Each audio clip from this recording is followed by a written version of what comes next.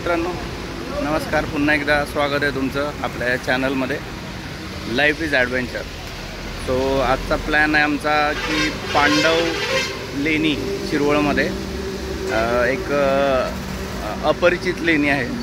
त्या लेण्यांना आपण भेट देणार आहे आणि तिथं पाहणार आहे आपण की कशाप्रकारे सातवाहन काळातील या लेण्या कोरल्या गेल्या होत्या. चला तर मग आपली टीम पुढे निघून गेलेली आणि आपण आता स्टार्ट करतोय. चलो. छत्रपती शिवाजी महाराजांच्या पदस्पर्शाने पावन झालेले शिरवळ हे एक ऐतिहासिक गाव. स्वराज्यातील पहिली लढाई, विजयभूमी म्हणून शुभान मंगळ आणि शिरवळचं महत्त्व ऐतिहासिक आहे. अशा या शिरवळ गावचा इतिहास आपल्याला सातवाहन काळापासून दडलेला पाहायला मिळतो. शिरवळ येथून जवळच पांडवदारा नावाची दुर्लक्षित बौद्ध लेणी आहे. याच लेणी समूहाला शिरवळ लेणी असेही म्हटले जाते. आज आपण शिरवळ जिमखाना टीमसोबत या लेणी समूहाला भेट देणार आहे.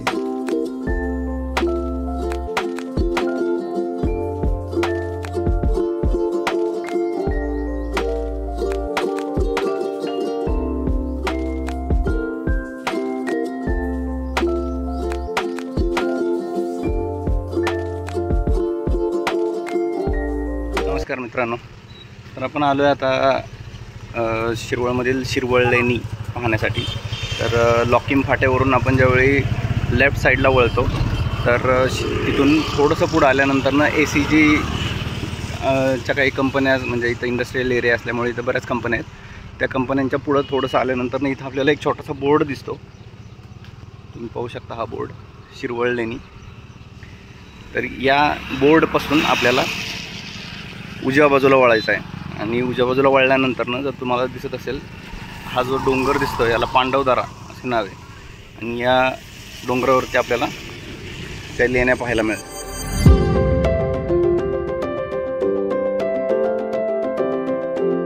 पण आम्ही इथं गाड्या लावलेल्या आहेत आणि इथूनच ट्रेकिंगला सुरुवात करते. सगळे मेंबर्स आपल्या इथं जमलेले आहेत आणि इथूनच आम्ही ट्रेकिंगला स्टार्ट करतोय. चला तर मग एन्जॉय करूया.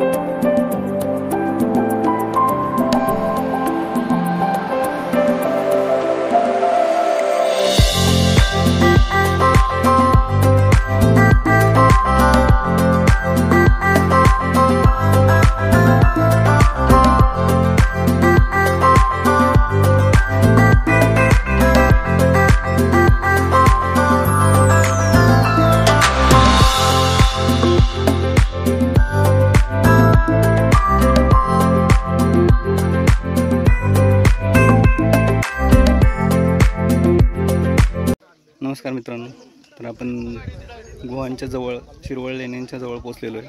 थोड्याच वेळात आपण लेण्या एक्सप्लोर करूया.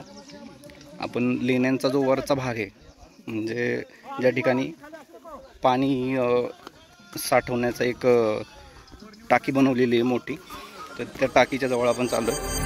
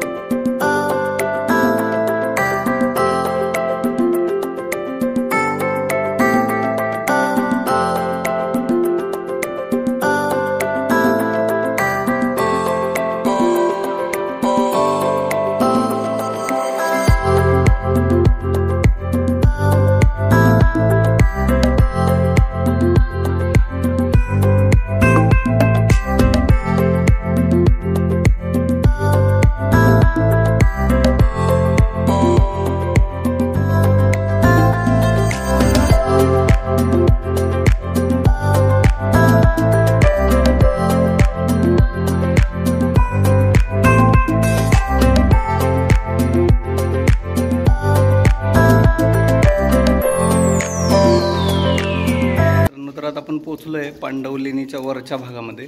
या वरच्या भागामध्ये आपण बघू शकता इथं पाणी साठवण्यासाठी एक छान गुहा कोरलेली आहे. तर ही गुहा मला असं वाटतं की पहिल्यांदा राहण्यासाठी कोरली असावी, पण नंतर इथं पाणी लागल्यामुळे याचा यूज फक्त पाण्यासाठी करण्यात आला असा.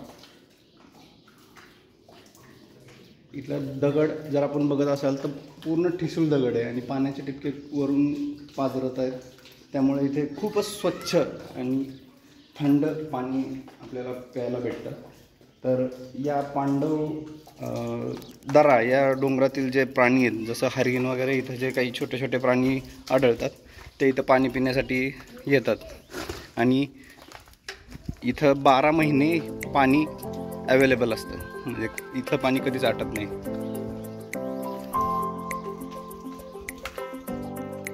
शिरवळ लेणी 15 बौद्ध लेण्यांपैकी एक असून ती पुण्यापासून 48 किलोमीटर अंतरावर तर शिरवळपासून 2 किलोमीटर अंतरावर आहे.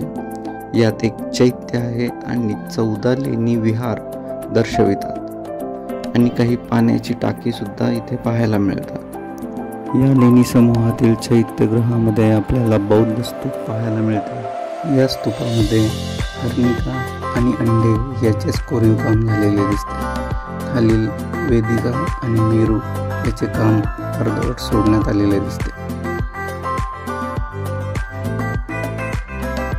दुसऱ्या लेण्यामध्ये प्रशस्त खोदकाम करून आतील बाजूस चौकोनी छोट्या छोट्या खोल्या तयार केलेल्या दिसतात. या छोट्या खोल्यात साधारणतः समोरासमोर 2 माणसे बसतील अशा स्वरूपाची बैठक व्यवस्था केलेली आहे.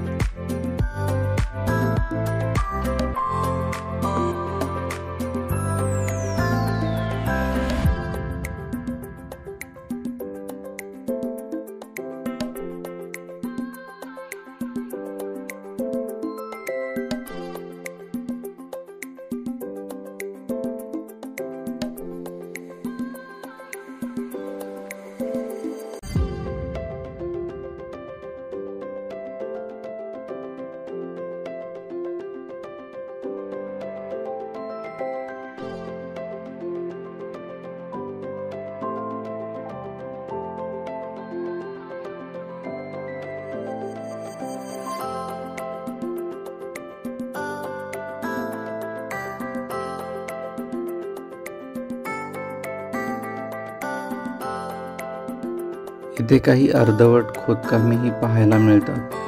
त्याचबरोबर काही पाण्याच्या टाक्याही खोदलेल्या आहेत.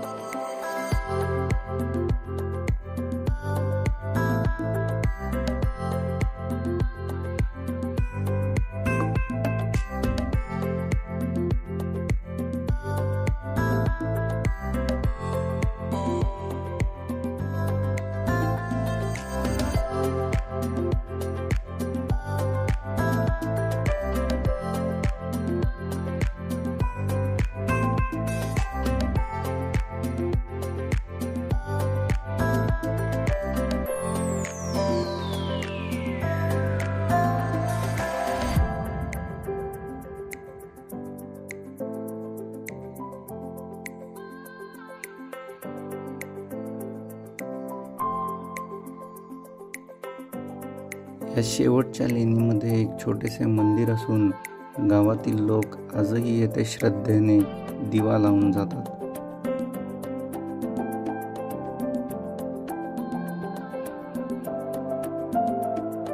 उजवीकडील लेणी समूह पाहण्यासाठी ही वाट पावसाळ्यात खूप धोकादायक होते, म्हणून आपण सोप्या वाटेने उजवीकडील लेणी समूह पाहायला जाऊया.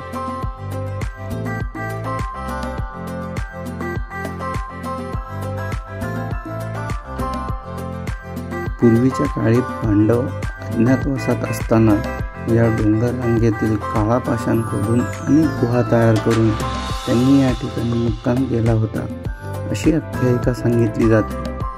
त्यावरून या लेण्यांना पांडव लेणी असे म्हटले जाते. वास्तविक ही बौद्ध लेणी आहे.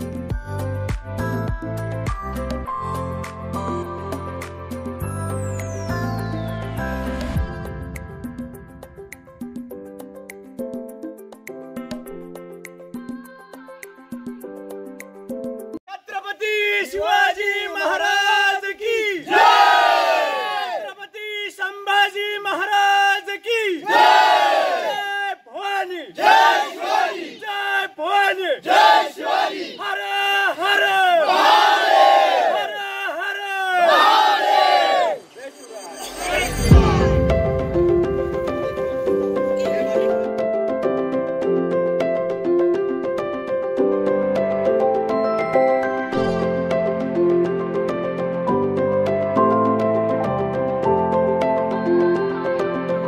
या डोंगराच्या दुसऱ्या बाजूस गुठाळ ही गावे नजरेस पडतात.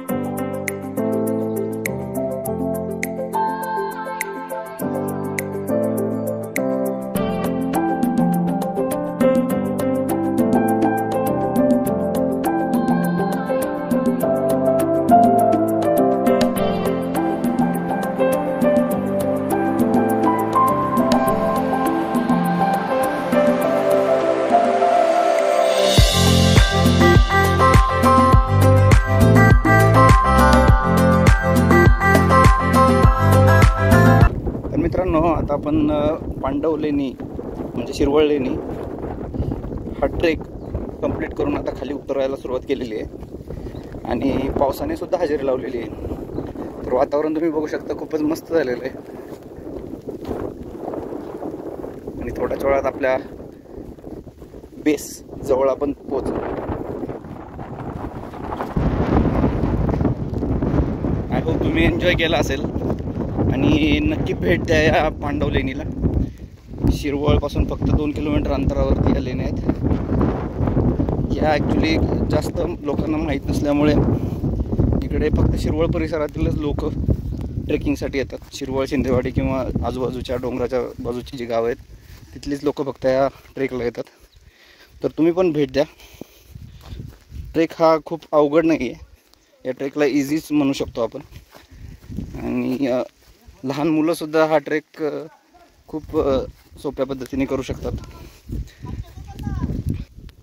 तर मित्रांनो, आपण बघू शकता हा पांडवदरा डोंगर आणि या डोंगराच्या समोरच हा अजून एक डोंगर आहे. आपण या डोंगराला वेढा घालून समोरच्या डोंगरावरती गेलो होतो आणि त्या डोंगरावर जाताना आपल्याला खूपच सोपी पायवाट भेटते. असं अवघड काही नाही आहे. आणि पांडव लेण्या असं या जागेला म्हटलं जातं कारण असं कुठंतरी नोंद असावी की पांडव इथे राहायला होते.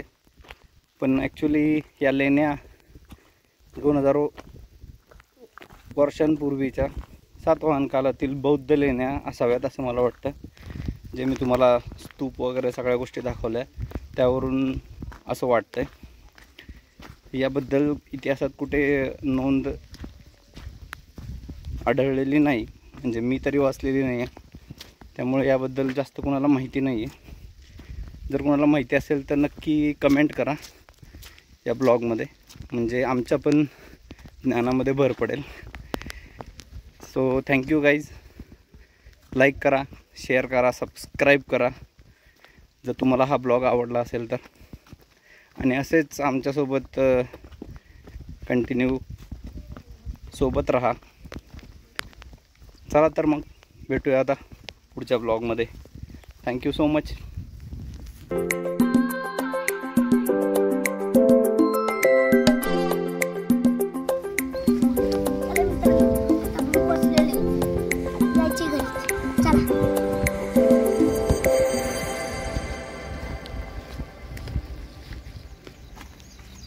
आता जर मित्रांनो, आता आपला ट्रेक संपलेला आहे. आता आम्ही बेसमध्ये आले. आता तुम्हाला जर हा ट्रेक आवडला असेल तर लाईक, शेअर आणि सबस्क्राईब करा. थँक्यू.